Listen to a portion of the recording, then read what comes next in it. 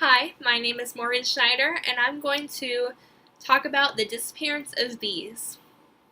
There are many different reasons why bees may be disappearing across the globe, but the main reasons are, according to a Time magazine article entitled Are Honeybees Still Disappearing?, a mite that lives on the bee, like a small parasite, pesticides, and poor nutrition.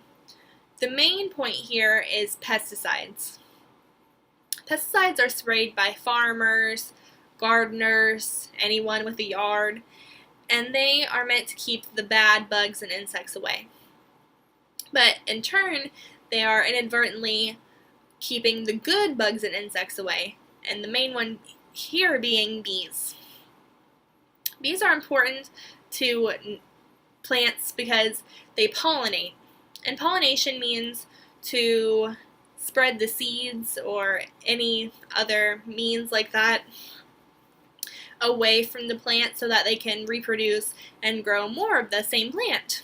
So, with that in mind, bees pollinate 1/3 of the world's food source. And that's according to a BBC article called Would We Starve to Death Without Bees? And the answer essentially here to that question is yes, we would starve to death without bees, because they are the most efficient and the main pollinators of crops. And while butterflies and birds and wind all play a key role in pollination, bees are the main factors here. And without the pollination, no one, or rather no plant, would reproduce without the help of humans. And that is the kind of the slow way around things, and that means that we would have to develop ways to pollinate without the help of bugs and insects. And bees also pollinate flowers, which are always nice to look at, and they also provide a food source for us as well, naturally, because they make honey, which who doesn't like honey, right? But there are a few people out there that believe this disappearance isn't as detrimental as people make it out to be. For example, an article written for the Huffington Post by author John Inting argues that data by researchers is not as bad as they claim it to be. They say, or rather he says, that the researchers aren't looking into the science as much as they should be, and that some of the data is old, and that some people are just fabricating the science behind these claims.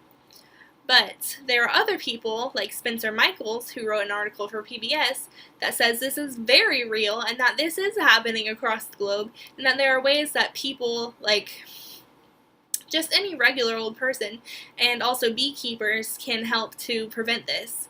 One way that beekeepers are doing their part to stop bee disappearance is by dividing colonies.